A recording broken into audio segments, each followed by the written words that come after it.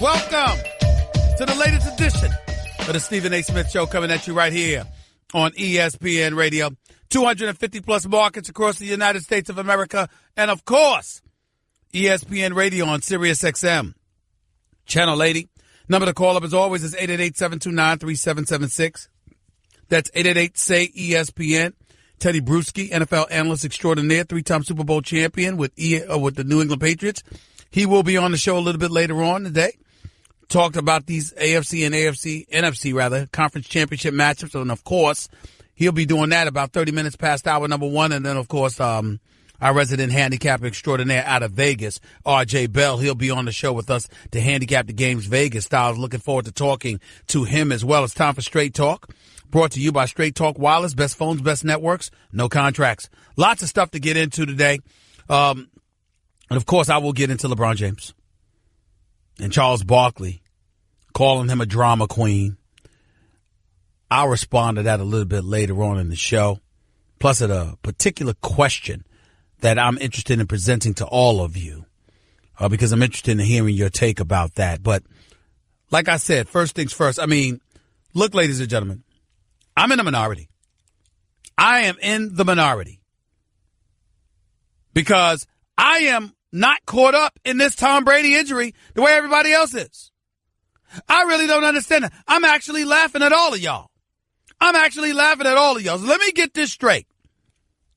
A five-time champion who's been to about 9 AFC championship games, who's 60 minutes away from a Super Bowl appearance, yet another, who is widely recognized, universally recognized actually, as one of the greatest quarterbacks ever, widely recognized as the greatest quarterback ever. I am supposed to believe that this guy named Tom Brady is hurt and he's not practicing. And you know what? He might not be ready for Sunday. I mean, y'all make me laugh. I got to admit it. Y'all actually make me laugh. Tom Brady, this is all a hoax to me. I don't believe any of it. Not a second of it. And my producer, hey, Steven, hey, I hear what you're saying. I totally understand. But however, in light of the news that has come out over the last 24 hours, I mean, do you really, really think you haven't moved from your position at all? That's a poor imitation of my producer, Jonathan Winthrop, but that's beside the point. The real point is this. No, I have not moved off my position. I think it's all a smokescreen. I think if there was anything serious, we wouldn't even know that he was injured. I think if it was anything serious, we would know that we've got a boatload of stuff to be worried about. That's what I believe. I think there's absolutely nothing to worry about. Tom Brady will be fine. He will be there, ready to go, ready to handle his business. That is what I believe. Chris Hogan will be ready. Brandon Cooks will be ready. Rob Gronkowski will be ready. Danny Amendola will be ready. Deion Lewis will be ready. That's what I'm looking at. That's what I'm seeing. That's what I expect. If Tom Brady's going to have trouble, it's going to be because Jacksonville, which has 55 sacks this season, which was terrorizing one quarterback after another all season long, they don't need to send the house in order to get at Tom Brady. They can rush 4 and drop 7 back into the secondary. They've got those kind of skills, that kind of athleticism, which says to me that Deion Lewis is going to need to run the ball relatively effectively. That's what he's going to need to do. Because if he does that, then you got to stack the line of scrimmage a little bit better. And if you do that, that opens up play action, which is going to give Tom Brady more time and more room to operate, which is when he'll be deadly. That is what I foresee. That is what needs to transpire. That is what needs to happen. And if it doesn't go down like that, because they can't run the football effectively, then Tom Brady's going to have a long day because you're going to need to drop back to pass more. You're not going to be able to lean on play action or any other kind of trickery. And as a result, they're going to be able to get at you because those are some rough riders on Jacksonville's defense. I am not trying to disrespect Jacksonville's defense by any stretch of the imagination. I really am not. I know they're big time. They're the number 2 ranked defense in the league. Jalen Ramsey is no joke. Calais Campbell is no joke. Malik Jackson is no joke. Telvin Smith returned a touchdown. off of a fumble, a sack fumble by Big Ben Roethlisberger. Miles Jack had an interception against Roethlisberger last week. Barry Church is a former Cowboy, and I'm still sitting here praising him. That's how big time the Jacksonville Jaguars defense is. Barry Church, a former Cowboy, is on this roster, and I'm not accusing him of contamination. That's how big time Jacksonville's defense is. So I got news for you. Make no mistake about it. Big things are on the way. Jacksonville's defense is going to be here for a little while. But am I supposed to believe that Blake Bortles is going to beat Tom Brady? I don't believe it. Because I don't believe the Patriots are going to let Leonard Fournette beat him. I know that he's going to penetrate the line of scrimmage. It's going to come down to McCourty and Chang and those boys and whether or not they can tackle. Chung, rather. I understand. I get it. But I believe they'll pull it off, and I believe the New England Patriots are going to do everything necessary and everything within their power to ensure that Blake Bortles is going to have to be the one who beats them if they're going to miss out on getting to the Super Bowl. In Foxborough, no less. I believe that's what's going to happen. And I don't believe it will. And by the way, A.J. Bouye, listen, he's going to have a better week this week because he ain't going against Antonio Brown. Because we saw what Antonio Brown did to him last week. Brandon Cooks ain't no Antonio Brown. 888-729-3776. That's 888-SAY-ESPN. That's one game. The other game is at Lincoln Financial Field in Philadelphia, where the Philadelphia Eagles are hosting the Minnesota Vikings for the chance to go to the Super Bowl. Eagles are fourth in points allowed, fourth in yards allowed, number one against the rush, relatively suspect against the pass. But their defense is elite in and of itself, just like Minnesota's is, even though Minnesota was number one. So this is going to be some ugly defensive battle. That's what I'm anticipating. Some ugly defensive battle. That's what I'm anticipating. But I got to tell you something. I really, really got to say this. I think Minnesota is so lucky. It's so lucky. I don't see them winning this game. I think Nick Foles and the Philadelphia Eagles going to find a way to pull this out. I think it'll be a nail biter. I can see the Eagles winning this game like 21-20. I think it's going to be that close. But I think the Philadelphia Eagles will prevail because of their defense, because of the home crowd, and because I think their defense will make a play against Minnesota's offense and Case Keenum, which everybody's trying to act like is the second coming of Joe Montana. And I think that they'll find a way, that meaning the Eagles, to get it done. That is what I believe. I ain't going to lie to you, though. I ain't that damn confident about it. 888-729-3776. That's 888-SAY-ESPN. We'll get into both AFC and NFC championship games. We'll get into both topics, both games. We also need to recognize this before we say anything else. If ever there was a moment when Tom Brady is holding the NFL in the palm of his hands, it is right now. Ladies and gentlemen, last week, Big Ben Roethlisberger, Matt Ryan, and Drew Brees all went down. Their replacements are Blake Bortles, Nick Foles, and Case Keenum. If you think for 1 second, after the year that the NFL had, because of Colin Kaepernick's protest and ultimately the president getting involved by turning it into an issue about our American flag, all to irritate and annoy NFL owners who would not let him into their little boys club or their big boys club. As an NFL owner, that's right, I said it. That's what your president did. He had a vendetta against other owners, which they confirmed and acknowledged that they believed. Because that issue was successfully hijacked and because fan interest and ratings interest all dissipated. You have any idea how bad this would be for the National Football League if we had a Super Bowl that was without Drew Brees, Matt Ryan, Ben Roethlisberger, and Tom Brady? And instead we had Blake Bortles versus Nick Foles or Case Keenum? You talk about ratings nosediving? Oh, my Lord. I don't recall at any time when the NFL ever needed a player more than they need Tom Brady this weekend. And to annoy my buddy Carlton who calls in, it wouldn't surprise me at all if everything was done to facilitate Brady advancing to the Super Bowl within legal means, of course. I'm just saying.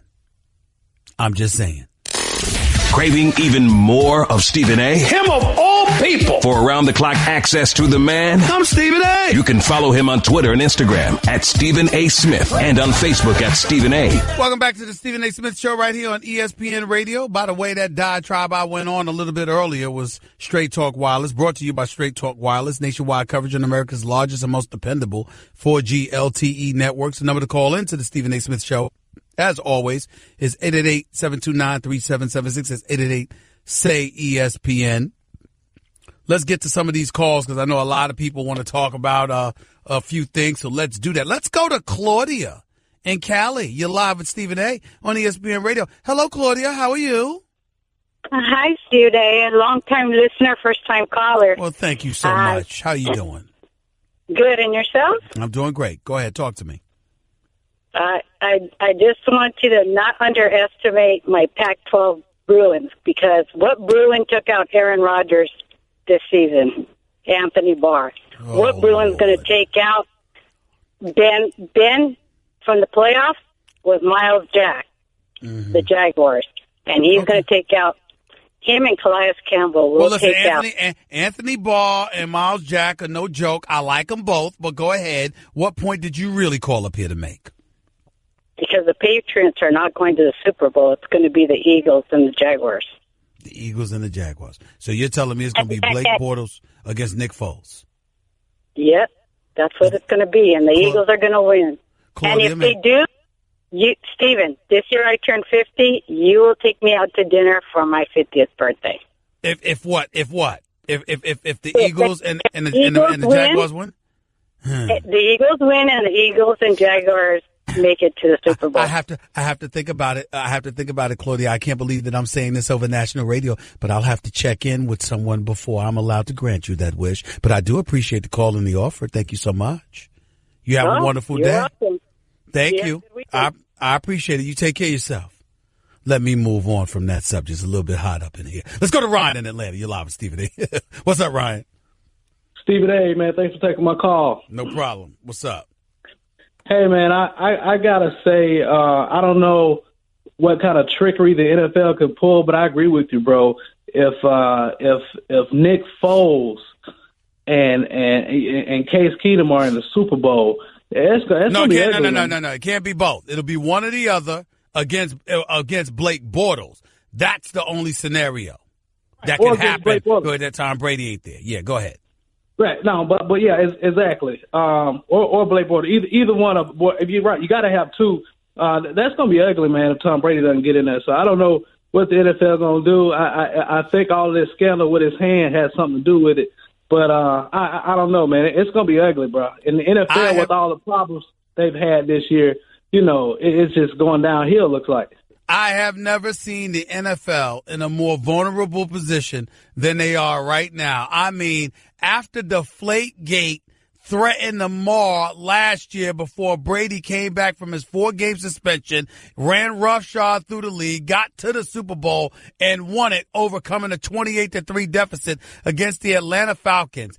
The guy comes back this year, is playing and having an MVP caliber season, and now he's holding the NFL in the palm of his hands. Because I'm telling you right now, if Tom Brady's not in the Super Bowl, since Big Ben and Drew Brees and Matt Ryan all got knocked out, especially Brees and Big Ben, if Tom Brady ain't in the Super Bowl in 2 weeks and in 16 days, I got to tell y'all, NFL is going to be in a bad spot. I'm telling you right now, the ratings ain't going to be the same. I don't care what anybody says. I just don't care. I appreciate the call, Ryan. Thank you so much. Carlton in Tampa, you're live with Stephen A. Talk to me, man. I have a dream, Stephen A., and it's a Super Bowl without Tom Brady in it. Oh, my goodness. But it's probably going to turn into my nightmare when he gets in there. But Look, I'm feeling a little better. I did my research on Tony Steratore, the back judge, who I predicted is going to throw at least 3 flags on Jacksonville Jaguars defense. Of course, no flags were thrown on them for either defensive holding or pass interference last week against the Steelers, even though they mug them. But I gotta say, I'm feeling good. He did the Carolina game earlier this year against the Patriots, where Carolina beat the Patriots. There was only 1 flag thrown in that entire game against Carolina. He threw it, a defensive pass interference on Gronkowski, but they'd actually thrown an offensive pass interference call on Gronkowski the play before, and that was the only penalty on Carolina in that game. Steratore also did the Denver Broncos Patriots AFC Championship game 2 years ago, and I remember Gronk complaining about how he'd been mugged and no flags were coming out. So I'm feeling a little bit better here, Stephen A. Well, listen, you're feeling a little bit better because you're rooting against the Patriots, and I hear you. But the flip side to it is that this is the AFC Championship game. And like I told you, listen, the NFL can't afford to not have Brady in the Super Bowl. Not this one, Carlton. Not this Super Bowl. You can't have Blake Bortles. You can't have Blake Bortles against Nick Foles or Case Keenum and tell everybody to look forward to a Super Bowl. You just can't do it. If they don't throw flags, Jacksonville's got a chance. And what it is it's the second best defense in terms of takeaways. Jacksonville had 33 takeaways this year against the second best in terms of giving them up. The Patriots only had 12 giveaways this year, second best in the NFL. So we'll see who wins there. But I also think it's going to be who can run the ball. Jacksonville, as good as their defense is, they're ranked 26th against the rush by Bill Belichick's favorite metric, which is yards per rush attempt against that defense. Well, you heard me bring up Deion Lewis, and now he'll need to run the ball effectively in order to neutralize Jacksonville's defense. It can't be a situation where Tom Brady's just dropping back to pass because New England has no running game whatsoever. They'll need a running game in this game so Jacksonville can't drop 7 in the coverage. That was what I proclaimed in the last segment of the show. You're right. Jacksonville has the second best pass defense by Bill Belichick's favorite metric. So the Patriots are going to try to run the ball against Jacksonville and also get the backs involved on the swing passes. White and Lewis. They're going to try to throw to those backs short passes that are effectively runs. And so we'll see whether or not Jacksonville can run on the Patriots. They should be able to, because the Patriots' rush defense is wretched. 31st in the NFL by yards per rush. And Leonard Fournette, in case y'all don't know, is a stud. And that's what the Patriots are going to try to do, stop that run, because they don't have any confidence that Blake Bortles can pass their way into the Super Bowl. So it's going to be rushing attack versus rushing attack and the turnover battle. I will say this to you. I think Tom Brady's going to throw the ball at least 40, 45 times. I doubt it, unless they're all to the backs. I think he's going to throw the ball 40 to 45 times trying to dip and dunk. But that speed that Jacksonville has on its defensive side of the ball, I think you're going to see a lot of misdirection. This is where Tom Coughlin is going to come. He's going to have to come from upstairs and help out his coach in this particular situation, Maroney. That's what I think. I'll tell you, if Steratore throws more than 1 flag, though, on the Jacksonville secondary, I'm going to be apoplectic on Monday when I call you. Well, you sound apoplectic now. That's my dream. My dream is Blake Bortles versus Nick Foles. That's my dream, Stephen A. Please make it happen. But you're lying, Carlton, because you know good and damn well if that happens, you'll barely watch the Super Bowl. I will enjoy it for once. Oh, my Lord. Last year's Super Bowl was so traumatic for me, Stephen A. I'm barely over it now. That was traumatic. That's right. Before that, the Seahawks Super Bowl was traumatic for me, Stephen A. That's right. You're gonna suffer. You're gonna miss the Patriots when they're gone. I'm telling you, if they don't make this Super Bowl, you're gonna regret your words. You're gonna be depressed. You mark it down. I can sigh a relief. The sun will be out in Tampa, and I'll be feeling good. You're delusional, Stephen A. You're delusional. You're delusional, Carlton, on this one. You're delusional. You're not appreciating the greatness of the Patriots, but you will, my friend. You will.